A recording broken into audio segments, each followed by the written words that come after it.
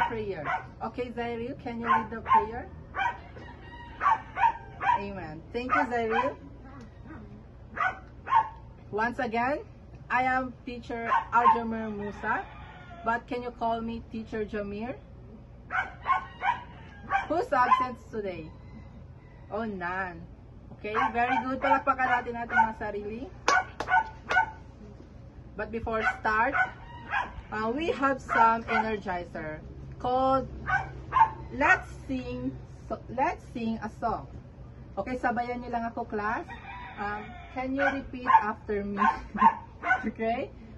Square and circle, square and circle, triangle, triangle, rectangle and circle, rectangle and circle, triangle, triangle. Once again, square and circle, triangle,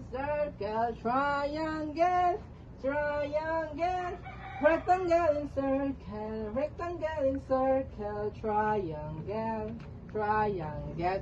Wow, very good. Gising na ba ang lahat? Okay, class, do we have assignment? Okay, can you pass your assignment? Who still remember about our last topic yesterday? Okay, very good, Zairil. Our last topic is all about simple geometric figures. Okay, class, but before we start our discussion, we have some classroom rules. First is listen attentively. If the teacher speak in the front, ang gagawin niyo lang is makinig. Second is engage respectfully. You need to participate and respect your schoolmates. Third is always try your best. Always try your best in our activities. Third is raise your hand if you have some questions, or kung lalabas kayo, you raise your hands also. And lastly, no talking and shouting. Okay, class, our topic for today is about geometry, the two-dimensional object. But before we proceed to our proper discussion, this is our objectives. At the end of the lessons, the pupils should be able to identify the basic two-dimensional geometric figure, such as square, rectangle, triangle, circle, and oval. Describe the characteristics of each figure. B. Draw and differentiate each figure and using appropriate tools. And C. Appreciate the importance of recognizing geometric figures in their environment. Okay, class, let's identify first what shape is this. Okay, Mona, can you identify what shape is this? Yes, very good. This is a square. So, anong shape ng square ang nakikita mo dito sa ating classroom? Yes, very good. TB is an example of shape of a square. Okay, next example is, okay, Mika, can you identify what shape is this? Okay, very good. This is a rectangle. So, what anong nakikita mo na shape na rectangle in our classroom? Yes, very good. Our blackboard is an example of a rectangle shape. Okay, our next example is, okay, Abin, can you identify what shape is this?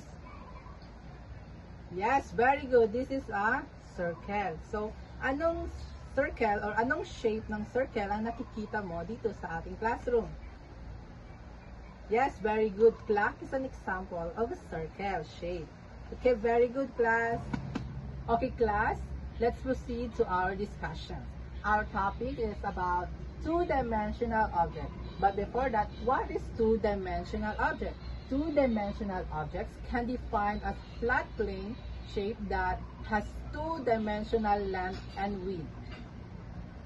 Two-dimensional shapes or 2D shapes do not have any thickness and can be measured in only two faces. Okay, class, a tangram is a Chinese puzzle consisting of 7 flat shapes that can be arranged to make various figures. So, A tangram shape, anong napapansin ninyo sa shape ng tangram? O ano yung mga shape na nagamit sa tangram shape? Can you identify kung ano yung mga shape na meron sa tangram? Yes, very good. Sa tangram is merong isang 1 parallelogram and 1 square and 5 triangle.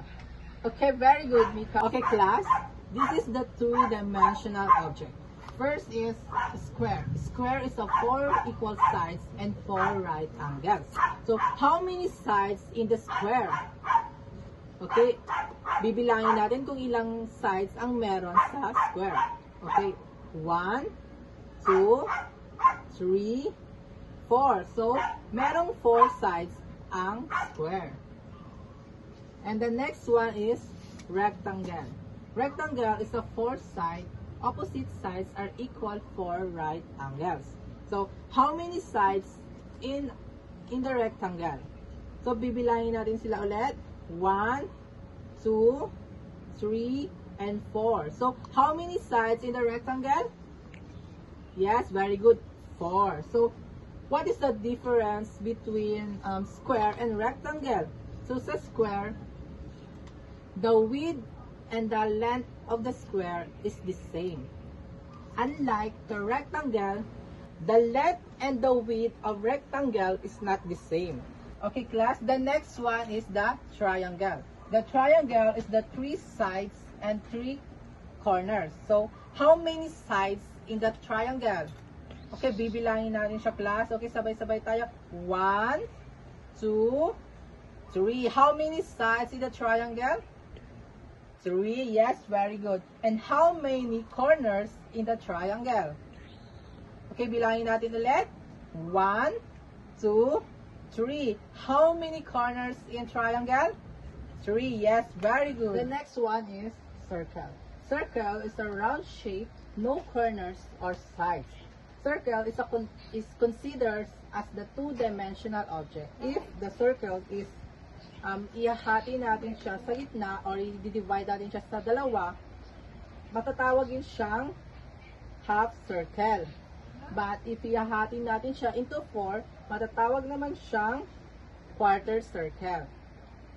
That's why circle is considered of two-dimensional objects. And of course, class, the last one is oval. Oval is a curved shape, looks like a stretched circle. Of course, oval is the same also into the circle. If ihahati natin siya sa dalawa or i-divide natin siya sa dalawa, matatawag din siyang half oval. If ihahati rin naman natin siya into 4, matatawag din siyang quarter oval. Okay, class, kumuha ang lahat ng papel because let's have an activity. Our activity is draw a square with a 4 equal sides using a ruler. Number 2 is use a compass or a coins to make a circle. The third is draw a triangle with 3 sides. Okay, class, do you understand? Okay, you may start now. Okay, time is up. Can you pass your paper? Okay, class, once again, a square has 4 equal sides. Rectangles, 4 sides, opposite sides are equal. Triangles has 3 sides and 3 corners. Circle is the round shape and no corners or sides. Oval is a curved shape. Okay, class, dahil naintindihan na ng lahat, I will group you into 5. So, look around the classroom and identify real-life object that represents 2D shapes. Okay, you may start now. Okay, class, are you done? Okay. Can you present your activity here in front? Okay, very good. Marami tayong mga 2D shapes na nakikita dito sa ating classroom. Example na yung mga clock, windows, and our table. Okay, class, can you name some 2D figures? Okay, yes, very good. Circle. Ano pa? Yes, triangle. Very good. You really understand our topic or our lessons. Dahil naintindihan na ng lahat, okay class, I have some of assessment here. Ang gagawin nyo na lang is to identify and to what being described here in paper. Okay class, we will start. Okay class, pass your paper. I will count you into 5. 1, 2, 3, 4, 5. Nakapasa na bang lahat? Okay, very good. For your assignment, look for 5 objects at home that have the shape we discussed. Write their names and draw their corresponding figures in your notebook. Okay, naintindihan ba class? Okay, very good. Goodbye class! I hope marami kayong natutunan sa ating discussion ngayong araw. Once again, I am your teacher Jamir and paalam!